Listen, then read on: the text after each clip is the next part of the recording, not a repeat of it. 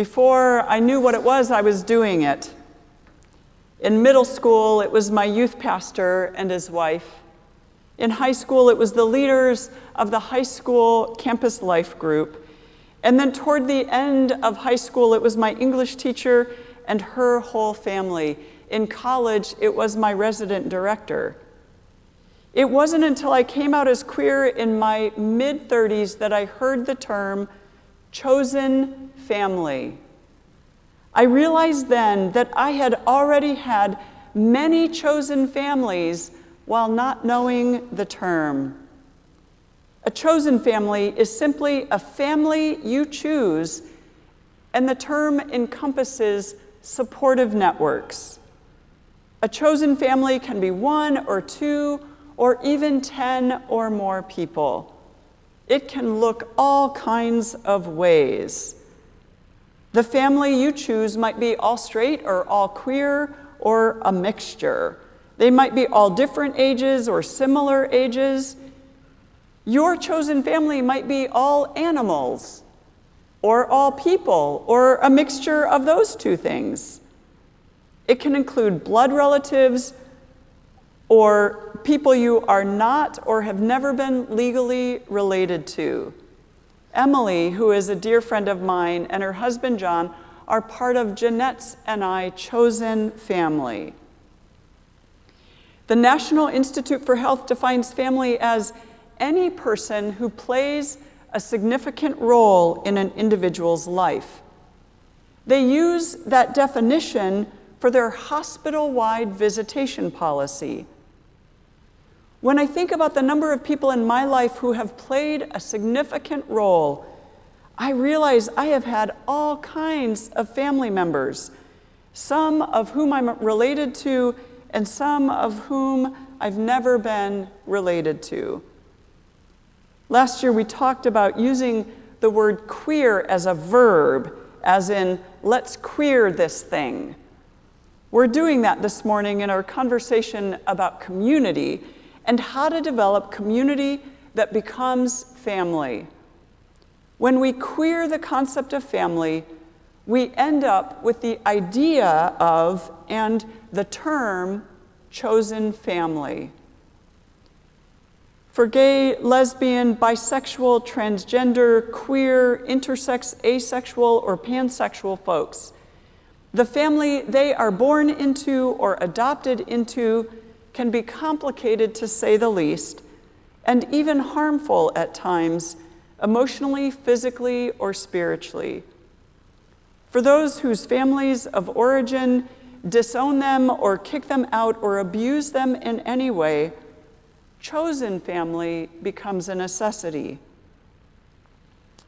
Family seems to be one of the first places we learn about belonging or not belonging. When we're conceived, we're instantly connected to the one who is going to give birth to us. After our birth, we have different experiences. In our early years, forming a bond and a connection with a primary caregiver is critical to our overall well-being. Sometimes the bond is not with our birth parents. It can be with adoptive parents or step-parents or aunts or uncles or grandparents. What is important is that we know we are loved, safe, cared for in terms of our basic needs, and that we know we belong. Our experience of belonging in these early years impacts our search for belonging as we grow up. So how does belonging happen? We've been talking about community in the past few weeks, and we've focused on being intentional about communication and about how we care for one another. Today's focus on queering the concept of family is really about this idea of belonging. Studies have shown that our physical and mental health depends on our sense of belonging to various, or at least one community that matters to us. For some people, belonging is experienced in family or in chosen family. For some, it's in the context of their neighbors or their neighborhood. For some, it's in a work or school context. For some, it's in communities like this, faith communities. For some, it's in a hobby or sports community. We know Robert's partner, Stephen, found deep belonging in his knitting group. So how do we move from being a part of a group to experience that sense of belonging in a group? At the most basic level, the movement seems to be going from observing a group, so coming into a church where you want to be completely anonymous and leaving right away. That's coming in and observing, right? So you go through that stage of observing. But you eventually participate in that group and then hopefully realize that you're significant to people in that group and they are significant to you. I mentioned a couple of weeks ago that I'm always disappointed when someone who's been a part of a church community decides to leave with no conversation, no communication, and just disappears, or even sometimes pens off an angry note on the way out the door. What is both disappointing and surprising is that because we're a small community, it feels as if every person is a part of the whole. While I or we might experience them as belonging to us, meaning belonging to this community, that might not be their experience, and every time it surprises me. When finding community, it's important that we have something in common with the people in that community. Where I think many faith communities fail is that we forget new people coming in can experience the community as tight-knit or established or cliquish. We often don't realize that every community has its own language, and I don't mean language in terms of a country language, I mean a language that is a commonly spoken language, its own culture, its own way of being, and it can be bewildering for new people. We're celebrating Pride this month, and we consider ourselves here at this church to be an open and welcoming and inclusive congregation. So how would queer folks know about us if they just walked in off the street? Today, they might know we might be queer friendly because some of us are wearing pride things and rainbow things, and Emily has a tutu on, so that might be an indication. Or they might guess we're queer friendly because we have a rainbow draping over our front door. They might guess because out on our sign in front, we use the word pride. That's a clue. But what about us or the interior of this building would tell them that? Maybe when I introduce myself with my pronouns, they would guess. If they haven't looked at our website, how would they know that we are open, inclusive, welcoming, and accepting? My hope is that our written liturgies, our choices of songs, our preaching, our interpretation of the Bible, our conversations, our justice work, how we introduce ourselves, and then the comfort or safety someone feels in identifying themselves as queer would all be indications that we are open, welcoming, and inclusive and accepting of queer folks. When I came out 25 years ago, I had to leave the church I was serving, and I went in search of a church to attend. In those days, it was a while ago, a common message of welcome went like this: all are welcome, regardless of sexual orientation. I never liked how that sounded, not ever, because to my ears, it sounded like even if you're queer, we'll overlook it and accept you anyway. Another message went like this: "We are a welcoming church." And that was it. They didn't say anything about who they would welcome, which is a sign that they probably aren't welcoming of queer folks. So contrast those two messages with this one from a Unitarian Universalist church in Westford, Massachusetts.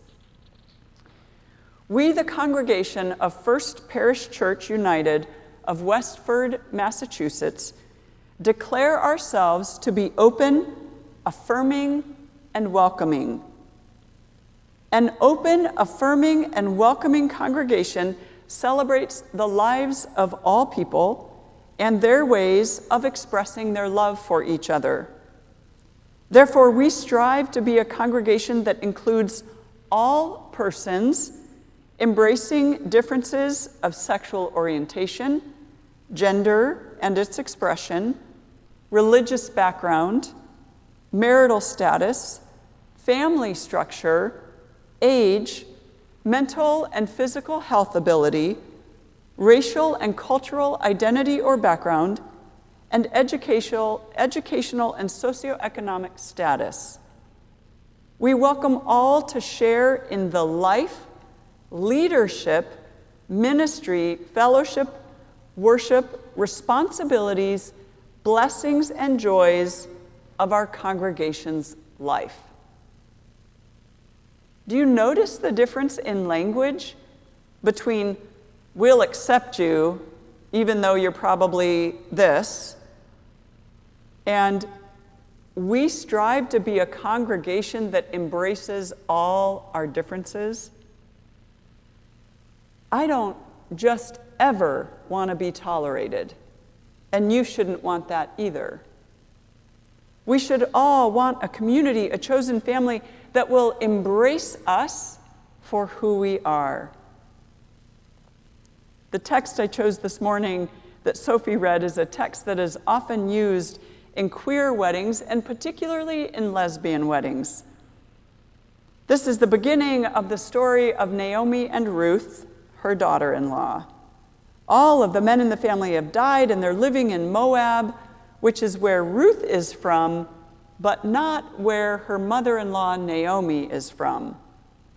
When the men all die, leaving them incredibly vulnerable, Naomi decides to set out for her native Bethlehem in Judah, and she tells her two daughters-in-law, Orpah and Ruth, that they should leave her and go back to their families. Orpah decides to do that. Ruth, in a strange turn of events, tells Naomi that she will never leave her and she will go wherever Naomi goes. She goes on to say that Naomi's people will become her people and Naomi's God will become her God. Those two things are hugely important. When you choose a community, those people become your people, and their gods become your gods. So we must pay attention to who are the people and who are the gods. There are some over the years who have wanted to overlay a sexual relationship between these two women, and I've never been sure that that's part of this story or even the heart of this story. At the heart of this story is a beautiful telling of how we can queer the concept of family. We can choose who we move in with, who we will share life with, who we will protect at all costs, who we will care for until they die, who we will share a common faith with, who we will regard as our closest ones. While some of these relationships may have a sexual component, many, if not most, do not. It's the choices we make about who we live near or who we prioritize in our visits, about who we involve in our best and our most difficult moments, about who we care enough about to have the hard conversations with, about who we would want to be in the room with us surrounding our bedside when we are dying, about who we invite in to help raise our children or our most prized pets, about who we trust with our deepest hopes and our deepest fears. The story of Ruth is full of misogyny and men owning women, but it's also a story in which two women saved each other because Ruth chose Naomi to be her family. Queering the concept of family can save many of us from a world that is not always hospitable to us. So who would you choose, or who have you chosen to be a part of your chosen family? The beauty of chosen family is that you can have many different chosen family units. Let's circle back to the question of belonging. Radha Agrawal wrote a book titled Belong, Find Your People, Create Community, and Live a More Connected Life. I met her at a workshop several years ago during Chicago Ideas Week, and the workshop was for social entrepreneurs. She had created events across the world called Daybreaker that were essentially dance parties held at dawn designed to connect people to each other. Jeanette and I actually went to one of these events in Chicago at dawn. One of the chapters of her book covers the 4 stages of community. The 4 stages are exploratory, participatory, outer core, and inner core. She says one of the pitfalls we often experience is that we tend to become part of communities that are simply convenient to become a part of, rather than life-giving for us. She encourages people to consider these questions. What are you learning about yourself right now? What are you excited about? What are you reading? What are you consuming? What are you creating? What do you want to contribute to a community? After you've considered those questions, think about your values, interests, and abilities. And then bring all of that together and consider what places or groups might align with these things. That will bring you to the first stage of community, which is exploration. She encourages people to try 5 to 10 different communities in terms of exploration. Go and show up and see how you feel as you explore that community. It could include meetup groups, community events, worship, classes, a sports league. And then she says, after you've explored some groups, take the next step, if you're interested, and begin to participate. And she encourages people to do that in 2 to 3 groups. Get to a point where you're participating in the group. Keep in mind that you want your participation to lead to your outer core of people, which is anywhere from 50 to 100 people in your life, and to your inner core, which is your closest 5 to 10 people. If you already know the people you are participating with are not, or exploring, are not your people, then don't begin participating. If they could be your people, then offering your time and energy is the next step. When you take this step, it's going to mean you feel more invested and more connected and eventually more at home. Over time, you develop that outer core and inner core. If you never get to the point of participation, you will never get to the place of experiencing belonging. When I was younger and creating chosen families without knowing what I was doing, I was 100% unaware of the importance of connecting with and being in relationship with people who were different from me. Today, we all know better. We know that we are at our best in communities when our communities reflect the beauty of diversity in humanity. When we consider how to choose our families and how to go from feeling lonely to the experience of belonging, how will we factor in our deeply held value of diversity? How can we move outside of our comfort zones and begin exploring being a part of communities where all kinds of people are coming together for common purposes? I'm not suggesting we do this simply to look good or to look politically correct. I'm speaking from a place that is much deeper.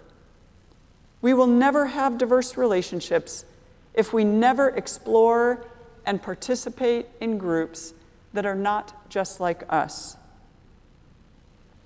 If you are someone who longs to belong, whether to this community or another, and if you're feeling stuck, please let me know and let's talk together about how you can take steps to increase your sense of belonging. Radha has a rule in her book that if 80% of the time she feels good and at home, and 20% of the time she feels like she has to work at the relationship, she considers it a relationship worth keeping. If the ratio of work is more than 20%, she tends to move on to relationships that are more than life-giving. I've never thought about it like that, I don't think in terms of percentages, but there is some sense to what she's saying. She also says the process of exploring, participating, and then moving to a place of belonging typically can take a year or more. It's not a fast process. Our hope here at Lincoln Park Presbyterian Church is that we can be a place of and a community of belonging for all who desire a brave space in which to explore faith and do justice with love. Amen.